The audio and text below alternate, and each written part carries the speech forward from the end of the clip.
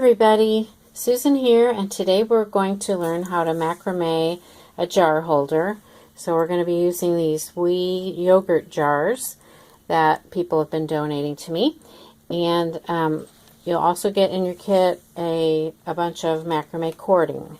So the first thing you want to do is take your cord and fold it, all the pieces in half. You have 4 pieces, so we're going to fold those in half. And then just tie a knot right here at the top, and that's going to be the cute hanger for our craft today. So we're just going to pull that through like so. And if you need to tidy up the knot for any reason, you can just pull on the individual ropes and get them all snugged up. So step 1, pretty easy.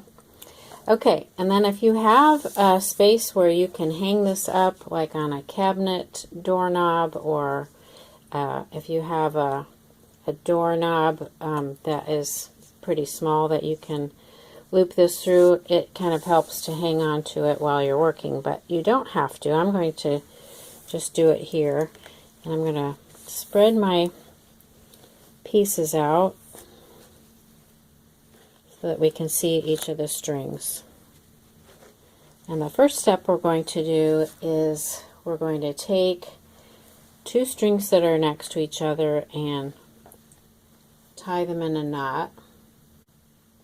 So we're going to take any 2 cords and tie a knot a little ways down. So we're just going to take 2 cords, tie them in a knot,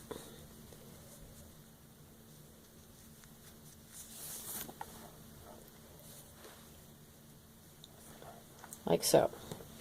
This is probably 3 inches down. And I'm going to take another 2 cords and we're going to tie them in a knot at the same place. Now what I'm going to do is pinch it right here next to the other knot and wrap my cord around my finger to make the loop.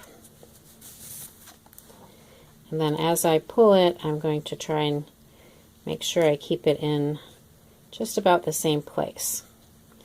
So next we'll take another 2 cords. I'm going to pinch it right there next to that other knot. Make a loop, push the ends through, and pull.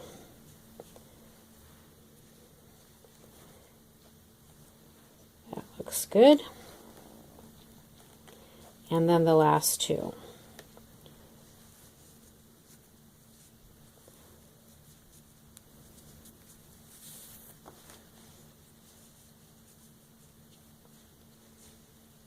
Okay, that looks pretty good.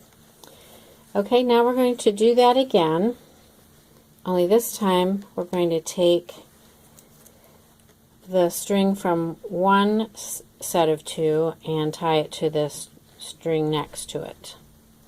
So we're going to take the string from these 2, gather them together, and tie a knot.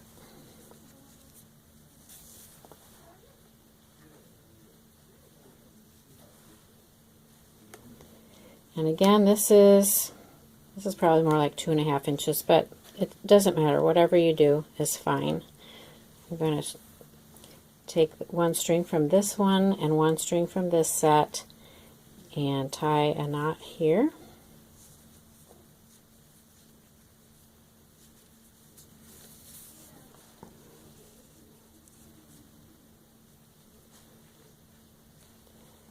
And then again on this one, the other string from that set and the string from this set, we'll tie a knot.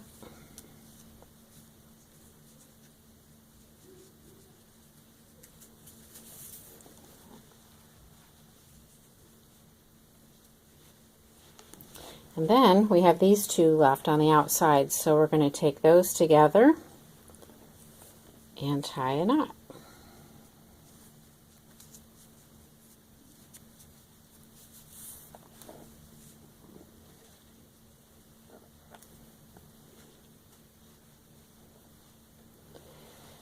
Okay, now this is where you can start seeing how the jar will set inside, because now we have a circle all around. And you could see this much more easily if it was hanging, like I said, from a knob or something.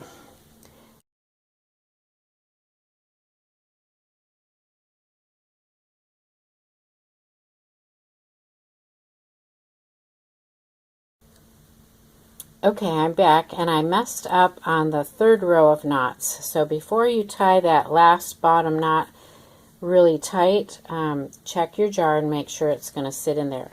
What I decided to do to help me figure it out is I decided to, after I did the first row of knots and the second row of knots, now here's where it hangs from, I just laid it all out so that it's in four directions. So now I can tell that the third row of knots, I can easily tell which knot goes where. So we're going to tie these two together.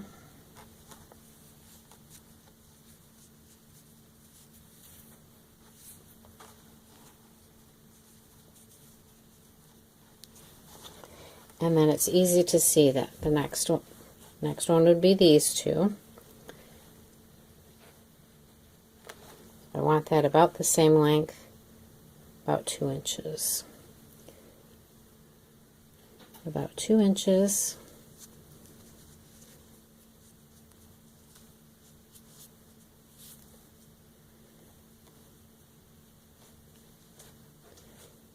Okay, here's our top knot, so we're looking at it like this. Now I can see that these two go together.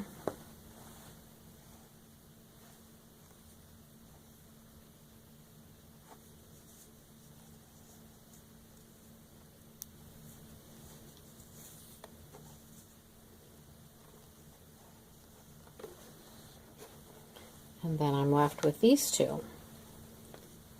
See? So I'll put these two together.